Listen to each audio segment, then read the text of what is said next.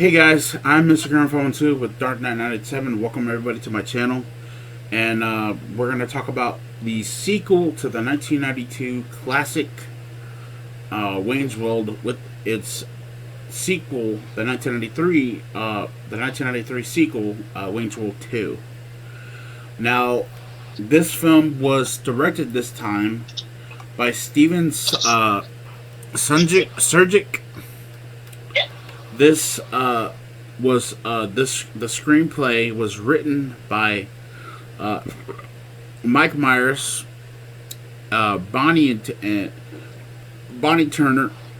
and Terry Turner. This film is based on characters from the one and only Mike Myers himself. This film brings back Mike Myers, Dana Carvey, Tia Carrere, Christopher Walken is in this movie, Kevin Pollak, Ralph Brown, James Hong,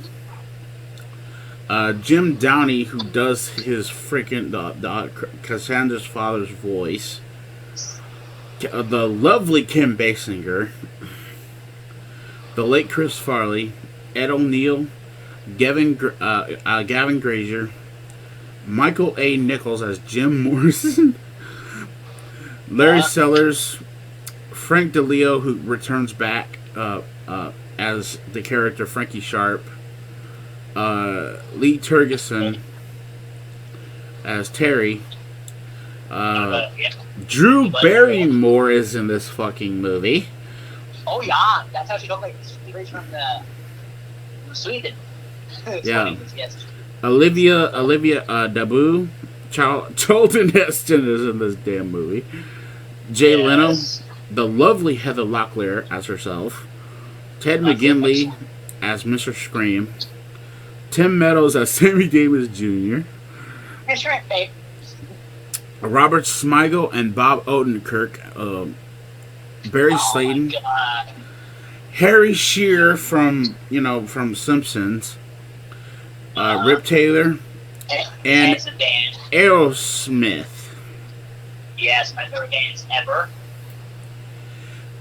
Rich Fulcher, who plays Garth's body double when they travel to London, I guess. I don't know what the hell that means.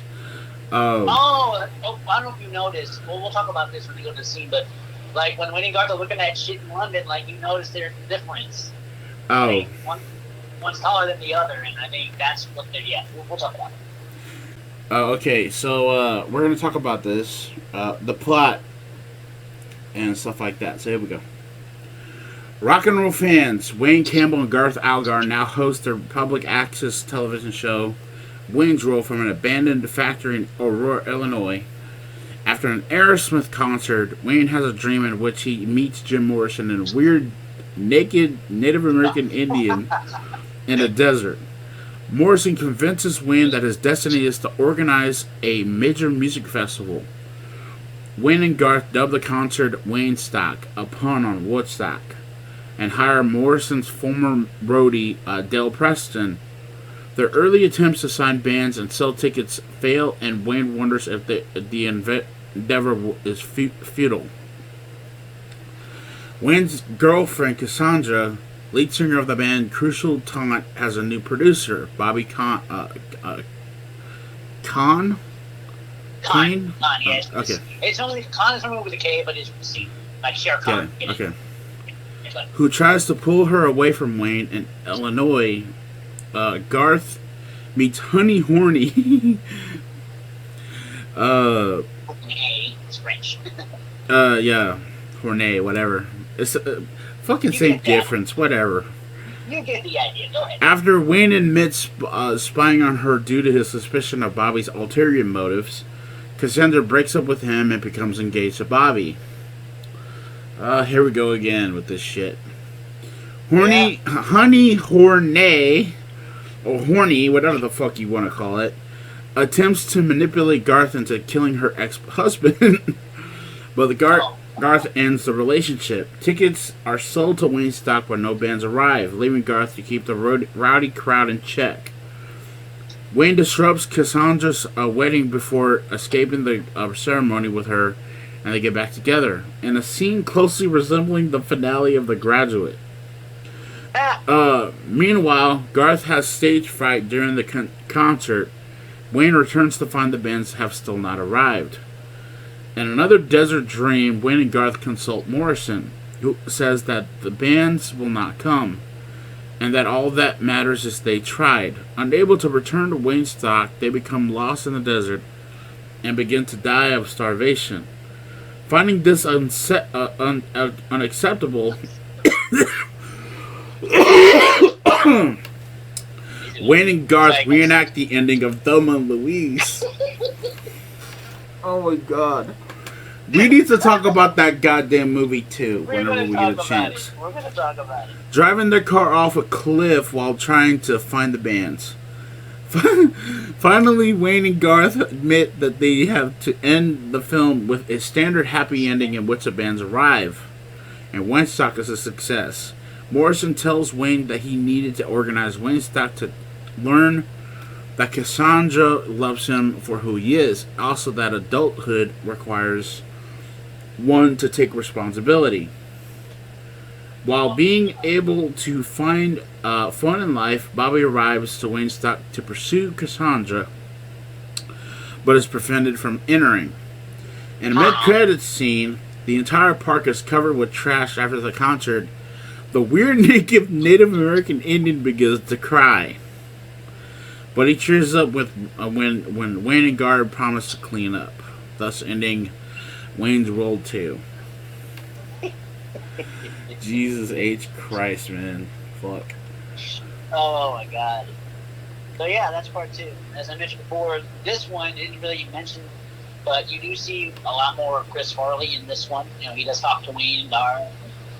He helps them put together the Waynestock show, and but it is so fun. The scene that I remember that got me laughing so hard was when they were training the roasted, for the show, for the event, and so while shooting tennis balls at these people, I picked up a microphone stand. Yeah. Chris Farley tries to rub and he falls, and then he gets on him. And he goes, "Yo, work your last get done." Whatever he gets on him. And he goes, "What's keeping you here?" "Boy, we just quit." And Chris Farley goes, "I got nowhere else to go." Yeah.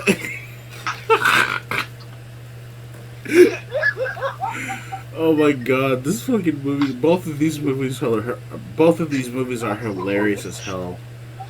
I don't know why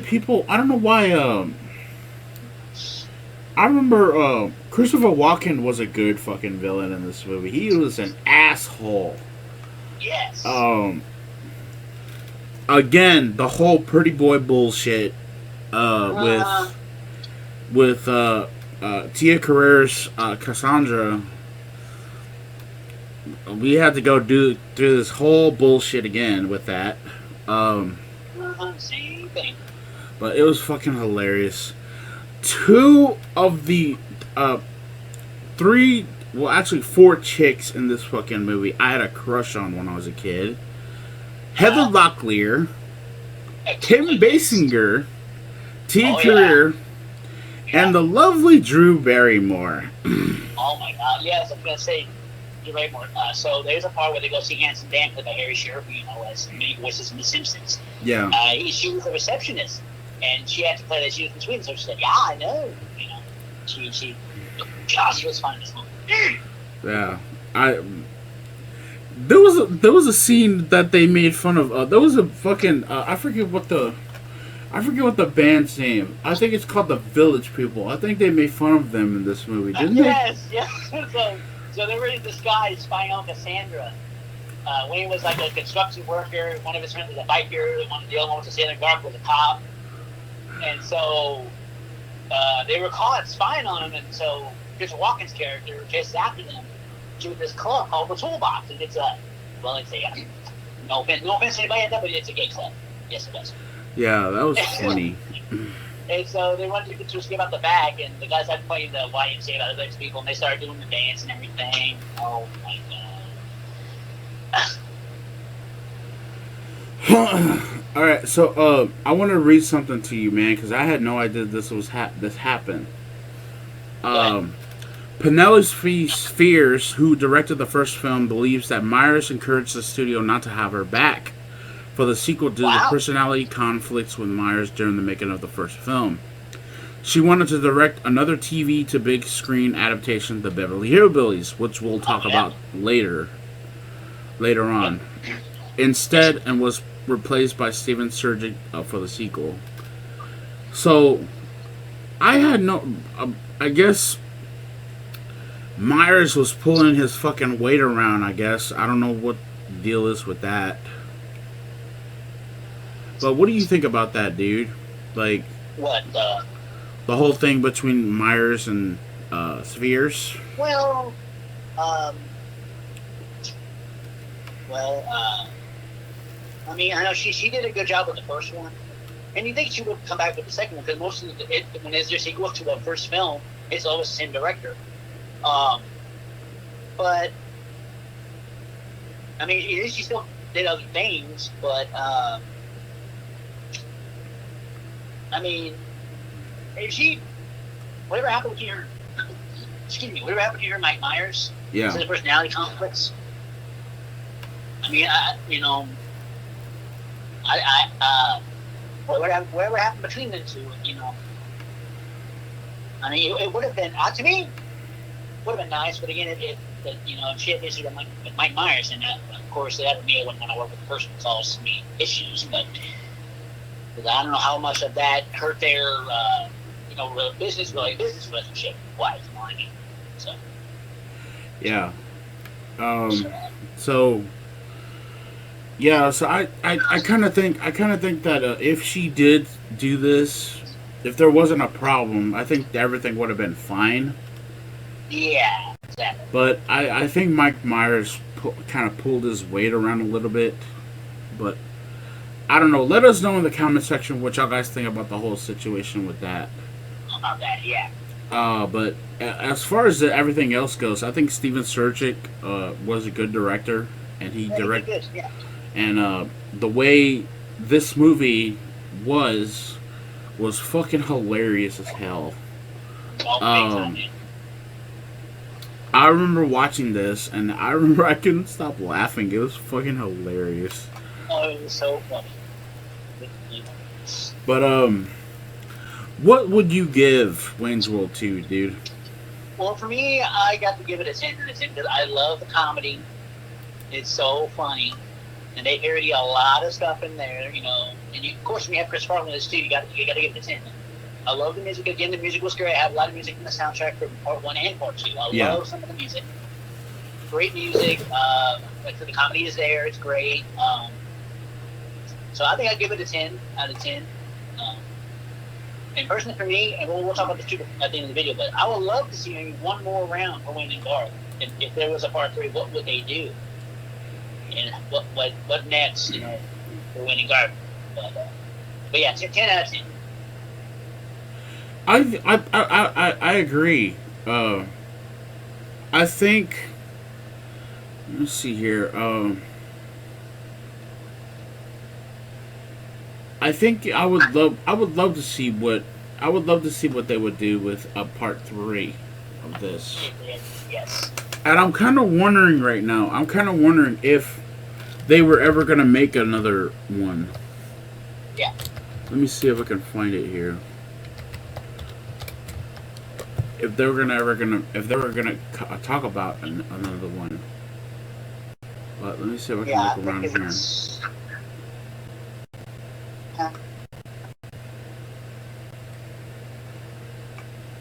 Okay, so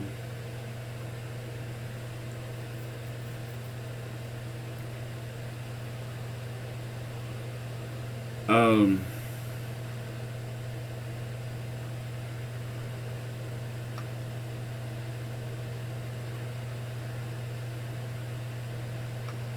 hmm. Okay, so according to CBR, Go ahead. according to CBR, if they do make one, if they do make a third one, Tia Carrere says that she's on board with the sequel. Wow. That she wants to be in the third one. So, Yes. um, God, she still looks fucking hot as ever. Jesus Christ. Um, let's see. Yes. God, for 54, she looks good, man. Yeah, she looks good for 50 something years old. Further adventures of Wayne and Garth of Wayne's World are not coming anytime soon, if at all. However, the appearance of Dana Carvey and Mike Myers at the 2019 Academy Awards has people reminiscing about their greatest hits as a duo, including Tia Carrere. Carrere was a guest on an episode of Popcorn Talk, and conversation quickly went into the direction of Wayne's World 3. Carrere appeared in both Wayne's World and Wayne's World 2 as Cassandra Wong, the love interest for a public access talk show. Wayne Campbell. Okay. According to what she says, she said this. Yeah, and I quote, "Yeah, I think they're on board, so let's figure it out." She said, "Bonnie and Terry Turner, wherever you are in this world." The first Wayne's World came out in 1992, written by Mike Myers, Bonnie Turner, and Terry Turner. Directed by the same. Okay, so if there is gonna be a Wayne's World 3, and I hope there is, and apparently I'm hearing too. Apparently, according to this, they're talking about another Austin Powers movie. Oh, yes. Forgot about that. That's what I wanted to. Oh my God, I would want to see one more for Austin Powers. So what would he do now after all 3 movies? Now, I have. Oh my God. Yes. What? Mike Myers as Dr. Evil returns as fired Trump administration official. Oh my God, are you kidding me? Jesus fucking Christ, what the hell? That's what I'm saying. Oh my God. Yeah, man. If they ever do, and that's another series that we need to talk about too, for that we're gonna probably talk about very soon for fucking Back in Time. Yeah. We'll talk about the we're gonna talk about the Austin Powers trilogy. Yes. Very soon. But like I said before, Wayne's World 2 and the first one were both fucking good. As me and Knight said, we give both of them a 10 out of 10. Both of them are good. And you know what? Yeah. I think like I was talking about before, and stuff like that. When we last talked on for Back in Time, when we did the first one, Wayne's World, I said that I was gonna do 2 porn movies for the first time, for the very first time on Back in Time. Yeah. I think I might know how I'm gonna set this up. I think I might know how I'm gonna set up those 2 reviews for the 200th episode, but we'll get to that when we come to it. Yes. But yeah, as far as Wayne's World 3 is concerned, I really want to see another one. I really want to see another Austin Powers from Mike Myers as well. Yeah. But yeah, let us know in the comment section what y'all guys think about that. I'm going to that's gonna be it for me for right now. Later on, probably tonight. By the time y'all guys see this, everything will be up on YouTube. But Just to let y'all know, we already did. I did my review for WrestleMania, for the very first WrestleMania. Me and Knight did for Inside the Ring. And we also did our review for. We did our review too for that shit piece of crap motherfucker, Space Jam: A New Legacy. Yes. So you'll probably see those very soon on the channel. But yeah, I just gotta do my reaction, which I'll probably do later tonight or probably tomorrow, maybe when I have time. But it depends on, and probably maybe by Thursday or Friday, I'll have all the videos up. Yeah, so look out for those guys, and just to go to what he has right now, and he's gonna work on that. And, but what do y'all guys think of Winter Lunch? Let us know. And yeah, thanks for watching. As always, leave a comment down below. Yeah, that's gonna be it for me. I'm as always Mr. Grimreaper from 2 with Dark Knight at 7. Thank you for watching this edition of Back in Time.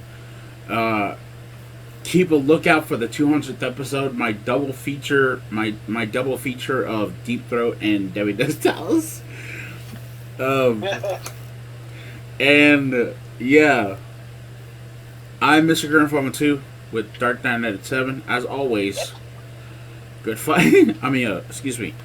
We'll see you all in the afterlife. Peace. Later.